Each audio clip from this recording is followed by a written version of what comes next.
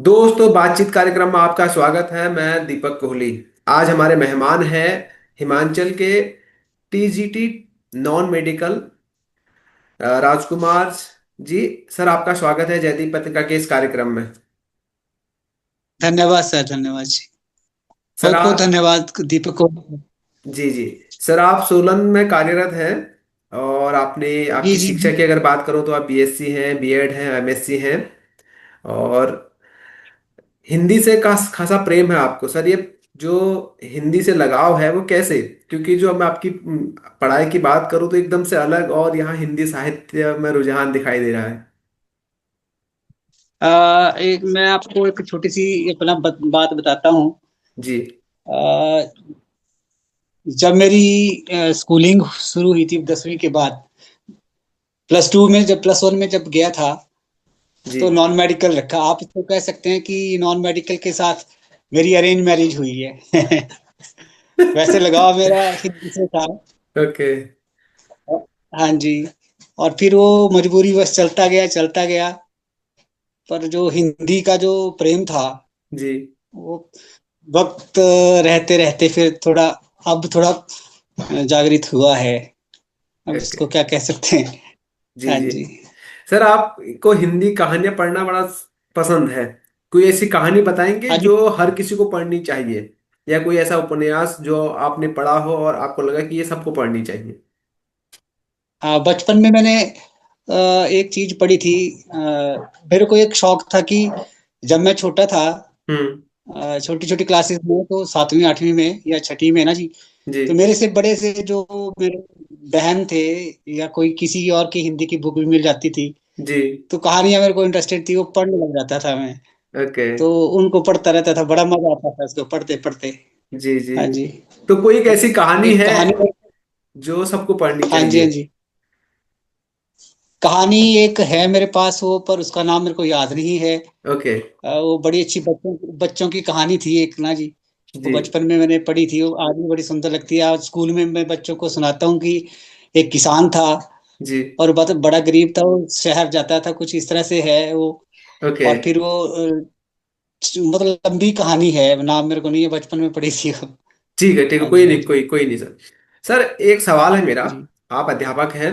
हम्म। सरकारी स्कूल और private school के पढ़ाई में आपको क्या अंतर दिखाई देता है, और क्या सुधार करने चाहिए सरकारी स्कूल में सरकारों को?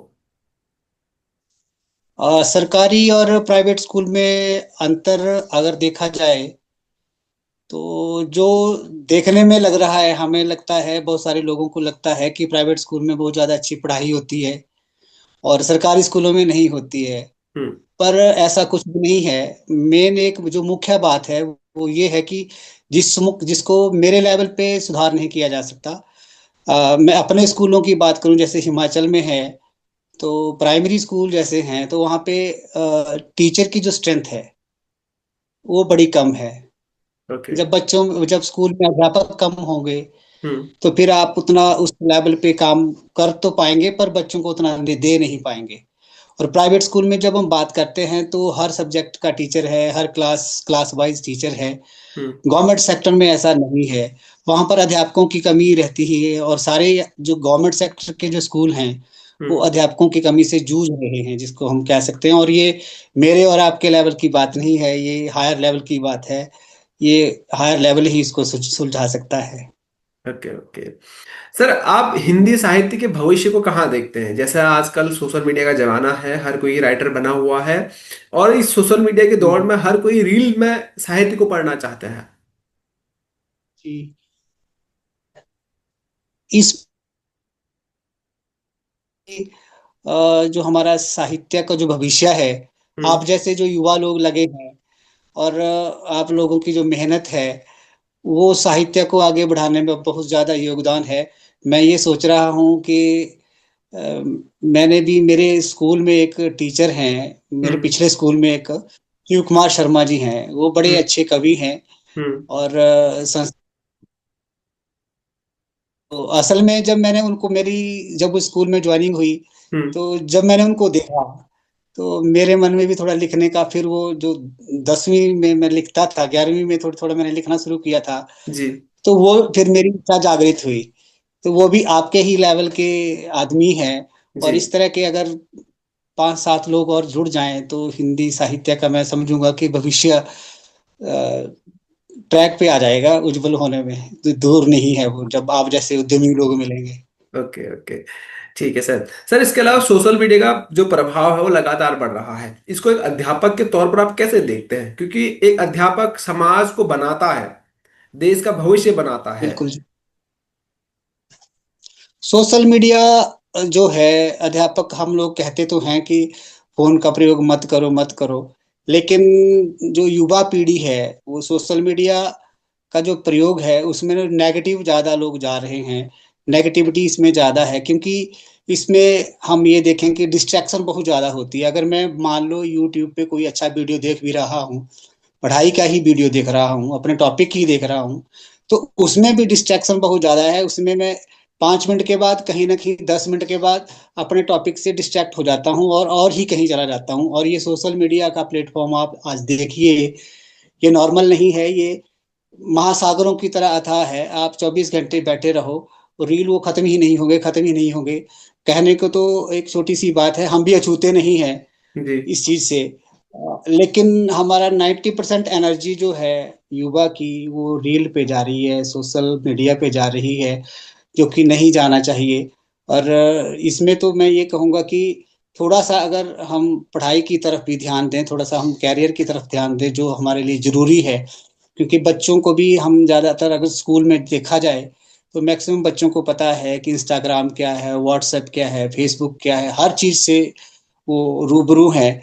लेकिन पढ़ाई की अगर बात करें तो बहुत थोड़ा सा उनका रुझान पढ़ाई की तरफ वो कम हो रहा होता है, क्योंकि पढ़ाई का कोई विकल्प नहीं है।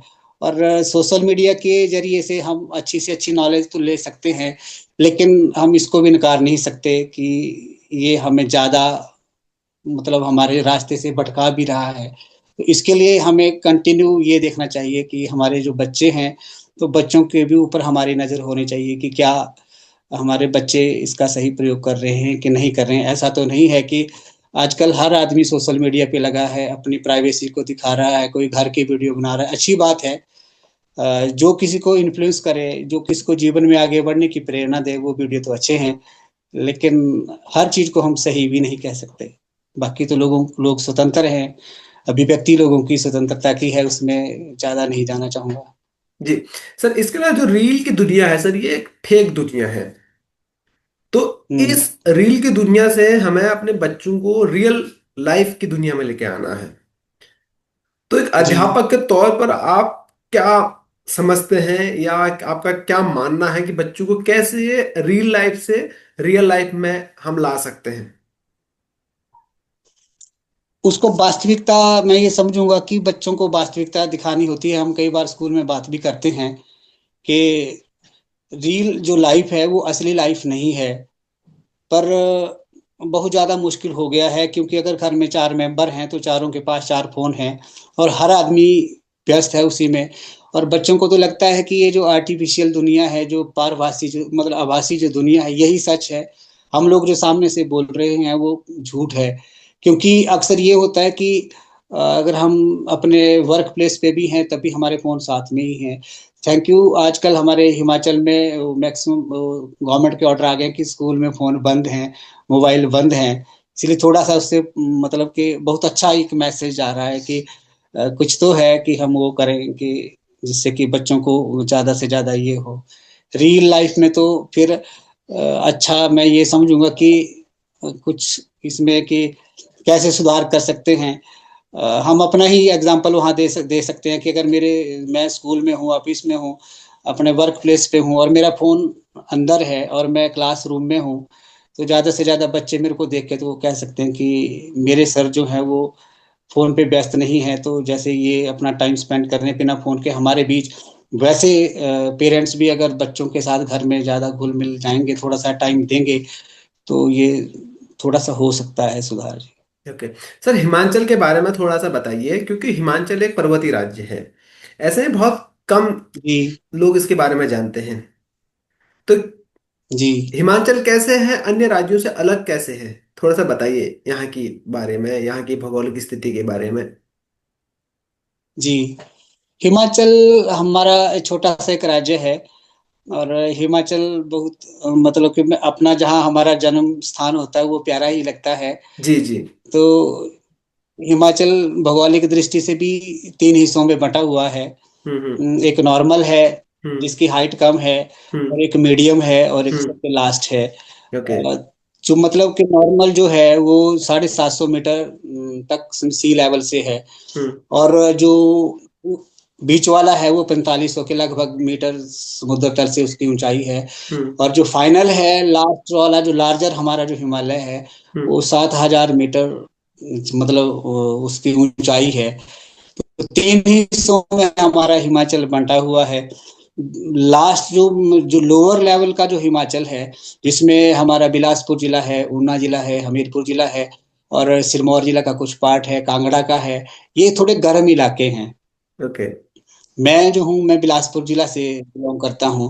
ओके। और ये गर्म इलाका मतलब ऐसा भी नहीं हम बोल सकते कि बहुत ज्यादा गर्म है या बहुत ज्यादा ठंडा है, लेकिन हम गर्मी की भी फील ले लेते हैं और ठंड की भी ले लेते हैं। ओके। बाकी जैसे जैसे हम अपर हिमालय से मतलब मिडल से अपर तक चले जाएंगे तो हाँ। फिर वहां पे ये एहसास होता है कि वहाँ ठंडा इलाका है। और ओके जो लार्जर हिमालय है वो तो फिर बिल्कुल ही ठंडा है जी। ओके। वो तो बिल्कुल ही वो है। हाँ जी। ठीक। सर, हिंदी भाषा के कारण आपको लगता है कि अन्य जो हमारी बोलियां हैं, जैसे हिमाचल की भी कुछ बोलियां होंगी लोकल स्थानीय, उनका अस्तित्व जी। पर थोड़ा सा असर पड़ा है? हम्म। हिंदी भाषा की बिल्कुल सही बात है जी। क्योंकि हमारे वो कहते ही हैं कि कोस कोस पे बदले पानी। ऐसी जैसी एक लैंग्वेज है, मतलब जी एक जी। प्रोवर्ब है। कोस कोस पे बदले पानी, कोस कोस पे बदले पानी। हिमाचल हाँ में तो वैसा ही है, जैसे मेरा बिलासपुर है। तो हाँ। बिलासपुर की एक मेरी बोली है कहलूरी। सर, बोल के और दिखाइए थोड़ा सा इस बोली में। मैं आपको बताऊंगा कि दीपक जी आप कैसे हैं हिंदी में। जी जी। हिंदी में लाऊंगा कि दीपक जी आप कैसे हैं, तो कहलूरी में बोलूंगा और दीपक जी केड़े तू हैं आज। ओके। दीपक जी अब मैं दिखा के आप मैं ये मेरा बोलूंगा ठीक कहलूरी में ठाक, है। मैं बोलूंगा अगर हिंदी में मैंने बोला आपको ठीक ठीक ठाक है, इसको कैसे बोलेंगे उस भाषा हाँ में? जी, हाँ जी। हाँ जी, बढ़िया जी, ठीक है जी। मतलब ओके कुछ भाषा कुछ जो शब्द हैं वो हिंदी और पहाड़ी में भी हैं। ओके। और जो बिलासपुर से आगे जो हमीरपुर जिला है जी उसमें अलग बोली आ जाती है, उसमें अलग डायलेक्ट है। मंडी भी हमारा साथ में ही है। तो हर जिले की यहाँ पे अलग अलग बोलियां हैं, और तो कुदरती ही है कि हिंदी का तो फिर हिंदी की वजह से ये जो है ये इन पे असर तो पड़ता ही है। जी। सर, मेरा अगला सवाल है। हमारे समाज में एक कैंसर है। कैंसर क्या है? जातिवाद है। जी। इसको आप जी। कैसे देखते हैं? इस जातिवाद के कारण हमारा समाज जो है एकजुट नहीं हो पाता, या वो अलग अलग बिल्कुल। जातियों में बटा हुआ है, और उस जाति के कारण अलग अलग कभी कभी जाति भेदभाव का शिकार होना पड़ता है लोगों को। तो इसको आप कैसे देखते हैं? जातिवाद का अगर मैं कहूँ, अगर पर्सनल मेरा भी अगर विचार है तो मैं इसके बिल्कुल भी इससे सहमत नहीं हूँ कि जातिवाद होना चाहिए। हम्म और अगर जातिवाद की अगर हम बात करें, से कहें कि जातिवाद नहीं होना चाहिए, हम्म तो फिर वो रिजर्वेशन सिस्टम आ जाता है। हम्म और रिजर्वेशन सिस्टम जब आता है तो ये एक बहुत बड़ा वाइड विषय हो जाता है, बड़ा चर्चा का विषय हो जाता है। हम्म और इसमें कई लोगों के मतभेद होते हैं कि होना चाहिए नहीं होना चाहिए। हम्म लेकिन मैं ये जातिवाद से जो हमारा जो देश है, हम्म ये कहने को तो हम कहते हैं कि हम सब एक हैं। हम्म पर असल में मुझे नहीं लगता, जब तक हम जातियों में बंटे हैं हम हम्म। एक कैसे हो सकते हैं जब हम मानते नहीं है कि आप ऐसे हैं, आप छोटे हैं, ये बड़ा है। असल में तो यही है, मन में तो भाव वही बैठा है कि अ, मतलब इसको अगर कहें तो फिर वो चर्चा का विषय बन जाता है फिर आगे। ओके ओके, चलो कोई जाति। बात नहीं। ठीक है सर, ठीक है, आप इसमें ज्यादा नहीं पढ़ना चाहते हैं, मुझे ऐसा लगता है। मैं सर, मेरा हम्म। अगला सवाल यह है कि वर्तमान में आप महिलाओं की स्थिति को कैसे देखते हैं, अपने राज्य में भी और देश भर में भी? मेरे जो हिमाचल है, हम्म जहाँ से मैं मतलब बिलोंग करता हूँ, हम्म तो हिमाचल में जो लड़कियों की दृष्टि आज स्थान है, महिलाओं का स्थान है, हम्म। मुझे लगता है कि लगभग लगभग बराबर है। ओके और लड़कियां हिमाचल में लड़कों से ज्यादा हर फील्ड में आगे जा रही हैं। हम्म। और आप छोटे बच्चों की अगर देखें 10वीं 12वीं की मेरिट या कहीं और एमबीबीएस में जाना है, डॉक्टरी में जाना है, हम्म। हर फील्ड में लड़कियां लड़कों से मतलब बराबर है। मैं तो हिमाचल में तो ये कहूंगा कि लड़का लड़की जो एक स्लोगन दिया था कि लड़का लड़की एक समान, हम्म। हिमाचल में तो है जी। ओके। हम यहाँ पे हैं, ठीक है जी। लेकिन सर ये जो सर्वे भी हाल ही में आया था उसमें तो नहीं, ऐसा प्रतीत नहीं होता है, उसमें काफी गैप है हिमाचल के बारे में भी, ऐसा वो सर्वे हाँ कहता जी, है, हाँ मैं जी। नहीं कहता। खैर छोड़िए, ये बात हम्म। तो अलग होगी। मेरा अगला सवाल है सर, आप एक अध्यापक हैं, ठीक है, आजकल जी, बच्चों के ऊपर पढ़ाई को लेकर बहुत ज्यादा दबाव रहता है, जी, अभिभावकों का भी, और उसके साथ साथ में समाज का भी, और शिक्षकों का भी, कि आप अच्छे नंबर जी, लेके आओ, पास हो गए, और उसके बाद अच्छी नौकरी मिल पाएगी या अच्छा कोर्स आप कर पाएंगे। तो इसके कारण जी, बच्चे, बहुत सारे बच्चे सुसाइड तक कर जाते हैं इस दबाव के जी। कारण। तो इसको आप कैसे देखते हैं एक शिक्षक के तौर पर? इसको तो मैं इस तरह से देखता हूँ कि एक चैलेंज के रूप में है। जी। बच्चों के ऊपर वाकई बहुत ज्यादा दबाव रहता है। और इसमें कहीं ना कहीं एक चीज और भी मैटर करती है कि अ, जैसे हम करें प्राइवेट स्कूल ही लें या अच्छे स्कूल भी हैं, और बच्चों के नंबर बड़े बड़े बहुत ज़्यादा नंबर आते हैं। मैंने ये देखा, जब हम पढ़ते थे तो हमारे नंबर 50 55 बड़ी मुश्किल से आते थे। हम्म। आजकल बच्चों के नंबर 70 80% से ज़्यादा नंबर आ रहे हैं। हम्म। और ये जब बच्चों के नंबर ज़्यादा आ रहे हैं तो माँ बाप की अपेक्षाएं बढ़ जाती हैं हम्म। कि अगर 90% से अबव है तो मेरा बच्चा ठीक है, डॉक्टर बनने के काबिल है, इंजीनियर बनने के काबिल है। हम्म। तो कहीं ना कहीं पेरेंट्स की जो इच्छाएं हैं वो बच्चों पर हम थोपने लग जाते हैं कि अगर मैं डॉक्टर नहीं बन पाया तो मेरा बेटा भी डॉक्टर बन पाए। उसी होड़ में हम बच्चों के ऊपर ज्यादा प्रेशर डालते हैं। और मुझे तो लगता है कि बच्चों के ऊपर ज्यादा प्रेशर ना डाला जाए, बच्चों को रिलीफ दिया जाए कुछ थोड़ा सा, और बच्चे अपने हिसाब से अच्छे अपने लिहाज से अपनी जो उनकी काबिलियत है उसके तौर पर सब कुछ करें। क्योंकि आजकल का जमाना वो नहीं है, मेरा जमाना नहीं है कि मुझे किस चीज का पता नहीं लगेगा। आजकल इंटरनेट का जमाना है, गूगल का जमाना है, हर बच्चा देखता है कि मैंने क्या करना है क्या नहीं करना है, और उसको हर फील्ड का पता है लगभग बच्चों को। तो फिर पेरेंट्स को भी उसी हिसाब से मैं तो सोचता हूँ कि ये करना चाहिए। क्योंकि कोचिंग का मैंने देखा कि कई पेरेंट्स हैं, मैक्सिमम पेरेंट्स हैं, बच्चों को बहुत ज़्यादा +2 के बाद अच्छी अच्छी जगह कोचिंग दिलवाने के लिए जाते हैं। और कई बार वो बच्चे अगर वहाँ सफल ना हो, तो मैंने एक दो केस देखे हैं कि वो बच्चे जब सफल ना हुए तो फिर पेरेंट्स भी वो क्या कहते हैं डिप्रेशन में आ जाते हैं, और बच्चा तो डिप्रेशन में आता ही है। तो लगभग ये सोचना हमारा सबका दायित्व है कि बच्चे का दिमाग का जोन क्या है, क्या बच्चा डॉक्टरी कर सकता है, क्या मैं उसको फोर्स कर रहा हूँ डॉक्टरी के लिए, क्या वो ठीक है कि नहीं ठीक है। बच्चे का जोन हमें चेक करना है कि बच्चा किस फील्ड में जा सकता है। मैं तो स्कूल में ये कोशिश करता हूँ कि हाँ जी। जी। सर इसके अलावा आपका कोई पसंदीदा लेखक होंगे, कौन है? और इसके अलावा आपको कौन सी रचना उनकी सबसे पसंद लगी, और क्या प्रभावित हुई उस रचना से आप, आपके जीवन में क्या प्रभाव हुआ उस रचना का, अगर आप बताना चाहें? दीपक जी, मैं जब 10वीं में था जी। तो मेरे एक सर थे, ट्यूशन में उनके पास पढ़ा। जी। उनका नाम सुरेश कुमार प्रेम। मैंने जब आपको रिज्यूम दिया तो मैंने लिखा था जी। जी। जी लिखा था अ, जी। सुरेश कुमार प्रेम जी अब वो दुनिया में इसमें नहीं है। जी। उनको पोलियो था, उनको वो जुड़े ओके। रहते थे, मतलब जुड़े हुए। ओके। तो वो लिखते रहते थे, जब मैं उनके पास जाता था वो दिखाते थे कि आज मैंने मेरी कविता ये आई है। तो मैं उनसे ज्यादा प्रभावित हुआ हूँ। ओके। उनसे ही लिखना मैंने देखा कि वो कैसे लिखते हैं, क्या लिखते हैं। मैं सोचता था कि ये कैसे लिखते हैं, इनके दिमाग में थॉट्स कैसे आते हैं। उनकी एक कहानी थी कि हमारे बिलासपुरी एक कहावत है जी। कि पत्ता ते पीछ, ओके। कि अब क्या पछताए हो जब चिड़िया चुग गई खेत। कि एक ओके। बुजुर्ग था, उसके माँ बाप ने मतलब उसके बेटों ने उसकी एंड टाइम में देखभाल नहीं की और वो बेचारा मर गया, डॉक्टर के पास ले गए। तो फिर डॉक्टर ने उनको कहा कि वो कहानी मेरे को ज्यादा पसंद आई कि समय रहते हम बच्चों को अपने माँ बाप की सेवा करनी है। तो वहां से मैंने ये सीखा कि कुछ मुद्दे ऐसे भी हैं जिनको हम, ये लेखक भाई जो हैं, जो कवि हैं, ये उठा के हमें जागरूक करते हैं। वो चीज मेरे को स्ट्रक की, और वो चीज मेरे को आज भी अच्छी लगती है उनकी। श्री सुरेश कुमार प्रेम प्रेम जी, ये मेरी शायद उनके लिए श्रद्धांजलि ही है। वो आज इस दुनिया में नहीं है। यही प्रार्थना करूंगा परमात्मा से कि वो जहाँ भी हो, अपने चरणों में परमात्मा उनको स्थान दे। जी। इसके अलावा अगर आप अपनी कोई रचना सुनाना चाहें तो आप सुना सकते हैं।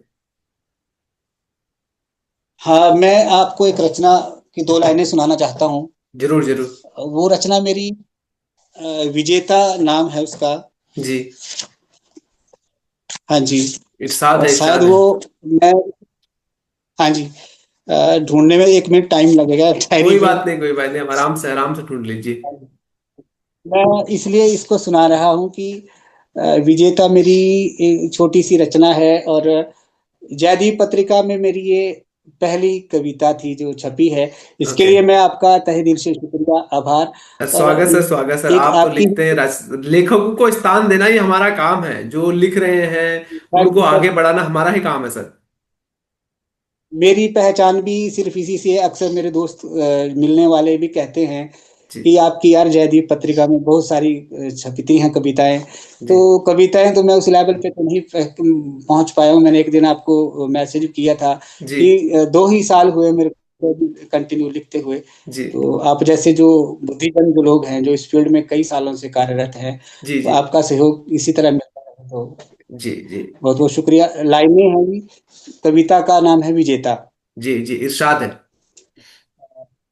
कतरा कतरा कर जिंदगी गुजर रही है, कतरा कतरा कर जिंदगी गुजर रही है, कभी मुश्किलें तो कभी है खुशियों के झोंके। वाह। मुश्किलों से डरकर कभी जिया नहीं करते, मुश्किलों से डरकर कभी जिया नहीं करते, निपट कर हर मुश्किल से जीवन सफल बने। मुश्किलों से डरकर कभी जिया नहीं करते, निपट कर हर मुश्किल से जीवन सफल बने। अगली लाइन है, खुशियों के साथ मुश्किलों का आना भी जरूरी है। वाह। खुशियों के साथ मुश्किलों का आना मुश्किलों भी का जरूरी। आना भी जरूरी है। जी। जो घड़े खाते हैं दोहरी चोट, वो फिर पक्के हुए।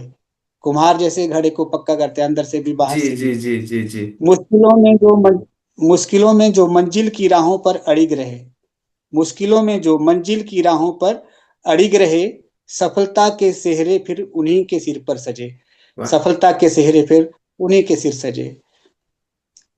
जो पत्थर सहता है हर चोट हथौड़े छेनी की, जो पत्थर सहता है हर चोट हथौड़े से छेनी की, वही मूर्त भगवान फिर मंदिर में बन सजे। वाह। वही मूर्त भगवान फिर मंदिर में सजे। वाह। मुश्किल वक्त की हर तपिश जिसने सही है, मुश्किल वक्त की हर तपिश जिसने सही है, वही फिर दुनिया के बाजार में कुंदन बने। वही फिर दुनिया के बाजार में कुंदन बने। दीपक जी, अंतिम लाइनें हैं दो। जी जी, जरूर जरूर सुनाइए। अच्छा बुरा वक्त, अच्छा बुरा वक्त कभी किसी के लिए रुका नहीं। वाह। अच्छा बुरा वक्त वक्त कभी कभी किसी के किसी लिए के लिए रुका रुका नहीं। नहीं। रुका नहीं। जो झेल गए वक्त की चाल, वो फिर विजेता बने। वाह। जो फिर झेल गए वक्त की चाल, वो फिर वो विजेता बने। विजेता बने। बहुत बहुत धन्यवाद। स्वागत है बहुत सर। बहुत धन्यवाद। शानदार लाइनें आपने लिखी है सर। ये हर युवा को ये कविता पढ़नी चाहिए। अगर वो कभी इसको लगता है कि वो हार गया या हार रहा है तो उसको ये कविता जरूर पढ़नी चाहिए। मेरे व्यक्तिगत तौर पर मुझे बहुत अच्छी लगी ये कविता आपकी। थैंक यू, धन्यवाद दीपक जी, धन्यवाद, धन्यवाद आपका जी जी। दिल की सर, गहराइयों से धन्यवाद। स्वागत सर, स्वागत सर। सर, इसके अलावा मैं ये जानना चाहता हूँ आपसे, आज के साहित्य में और पुराने साहित्य में, मुंशी प्रेमचंद जी के जमाने में और महादेवी वर्मा के जमाने के साहित्य को आप कैसे देखते हैं? वो साहित्य, अब ज्यादा मैं क्या कहूँगा जी। कि वो तो भगवान है इस साहित्य के। ओके। और भगवान की हमेशा पूजा ही की जाती है। जी और उनके नक्शे कदम पर चला जाए तो बहुत खूबसूरत होगा। और जहाँ वो पहुंचे हैं वहां पर बस उनके धूल मात्र, चरणों की धूल मात्र बने रहें, और कुछ करते रहें आगे। बस ये आप जी का साथ रहे बस। ओके। तो इसके अलावा मैं आपसे नॉर्मली सवाल पूछूंगा जो हमारे समाज से संबंधित होंगे। जैसे कि सोशल मीडिया है, सोशल मीडिया पर हमने एक चीज देखी है, अक्सर लोग क्या करते हैं, फेमस होने के लिए छोट ऐसी ऐसी हरकतें करते हैं जो मतलब समाज को या युवाओं को प्रभावित कर सकते हैं। इसमें महिलाएं भी शामिल है, पुरुष भी शामिल हैं। इसको आप कैसे हाँ जी, देखते हाँ हैं? जी। क्या इसके लिए कोई कानून आना चाहिए? इसके लिए तो एक कानून आना ही चाहिए, तो जरूरी है। एक लाइन में जवाब, ये सेंसर चीजें होनी ही चाहिए, क्योंकि हमारे बच्चे वो छोटी उम्र से हर चीज सीख रहे हैं जो नहीं सीखनी चाहिए। ओके सर, इसके अलावा जो पहाड़ की जो औरत होती है वो बहुत कर्मठ होती है। जी, लगभग लगभग जी, मैंने देखा है, उत्तराखंड में हो या हिमाचल में हो या जम्मू कश्मीर में हो, वहां की औरतों को बहुत सारा काम करना पड़ता है। इस जी, संबंध में जी। आप क्या कहना चाहेंगे? इस संबंध में यही कहना चाहूंगा कि जिसको जिसको समय लगे हम्म। वो औरतों का हाथ हर काम में बंटाया करे जी। ओके। इसके इसके अलावा मेरा जी, अगला सवाल है सर। जो आजकल शादियां हो रही है उसके बाद बहुत जल्दी टूट जा रही है, इसको आप कैसे जी। देखते हैं एक अध्यापक के तौर पर? इसको वही फिर एक बात आ जाती है कि इसमें सोशल मीडिया का बहुत ज्यादा रोल है। हम्म। जो शादियों का जो मतलब एक जो संस्कार हमारे है ना जी, हम्म। वो शादियां टिक नहीं पा रही हैं, जिसको हम हम्म। कहते हैं कि आजकल एक लाइन आती है कि हम सब आजाद हैं, हम्म। हम हम्म। सब अपने तरीके से रहने हम्म। के लिए आजाद हैं। हम्म। तो इसके लिए तो फिर वो सोशल मीडिया, मैं समझूंगा कि सबसे ज्यादा जिम्मेवार यही है। हम्म। हम्म। हाँ जी। तो फिर अब जी इसके बारे में कुछ नहीं कहा जा सकता। इसके संस्कार तो फिर हम किसको कहें, क्या नहीं कहें, कुछ नहीं कह सकते। जी जी सर, ऐसे 5 चीजें आपको क्या लगता है जो प्राइवेट स्कूल में नहीं मिलती है और सरकारी स्कूल में बच्चे को मिलती है? प्राइवेट स्कूल में जो बच्चों को नहीं मिलती है, अगर कहेंगे तो फिर वो बात वो वही हो जाती है क्या? कि मुद्दा बन जाता है। ओके। प्राइवेट स्कूल में हम कहते हैं कि सरकारी स्कूल में आओ।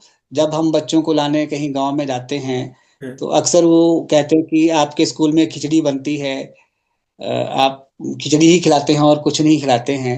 लेकिन मैं कहूँगा कि मेरे मेरे क्या पूरे इंडिया में जो सरकारी स्कूल में जो टीचर है वो क्वालिफाइड लोग होते हैं, टेस्ट बेस्ड क्वालिफाइड होते हैं। कमीशन उन्होंने पास किया होता है, कमीशन नहीं पास किया कहीं तो बैच वाइज लगते हैं, और बैच वाइज भी लगते हैं तो फिर उनका टेट होता है, टीचर एलिजिबिलिटी टेस्ट, उसको पास करके लगते हैं। तो मैं कहूँगा कि जो सरकारी स्कूल में जो अध्यापक हैं वो बेस्ट क्वालिफाइड हैं। और जो प्राइवेट स्कूल में जो टीचर हैं, और मैं सारे प्राइवेट स्कूल की बात नहीं कर रहा हूँ, जो प्राइवेट स्कूल नॉर्मल नॉर्मल खुले हैं तो वहाँ के जो बेचारे टीचर हैं वो भी बेरोजगार हैं, वो अपने बेरोजगार, उनको भी तो चाहिए। पर हम्म। मैं कहता हूँ कि सरकारी स्कूल में आए, सरकारी स्कूल में जो टीचर है वो अपने स्ट्रगलिंग फेज से बाहर निकल चुका है, उसको सिर्फ और सिर्फ बच्चों के भविष्य की चिंता होती है। और जो प्राइवेट स्कूल में जो टीचर हैं वो बेचारे खुद, कई युवा हैं और वो खुद अपने स्ट्रगलिंग फेज में होते हैं, और वो क्या वो सोचते हैं कि कहीं मेरा भी गवर्नमेंट जॉब में नंबर लग जाए, तो बेचारे तैयारी कर रहे होते हैं, वो खुद ही अभी फेज से गुजर रहे होते हैं। तो ये मैं उनमें अंतर देखता हूँ कि ये अंतर दोनों उनमें है। सर बहुत बहुत धन्यवाद, आपने अपना बहुमूल्य समय दिया। थोड़ी सी मेरी तरफ से ही देरी हो गई थी, तो उसके लिए माफी चाहूंगा। बहुत बहुत धन्यवाद सर आपका। नहीं, नहीं, बहुत बहुत धन्यवाद सर आपका। मैं तो आज डर रहा था कि आज पता नहीं किस लेवल में क्या होगा, पर आपके सहयोग के लिए बहुत शुक्रिया, जोड़ के रखना अपने साथ जी। थैंक यू सो मच जी। Okay sir, thank you sir. Thank you sir, thank you.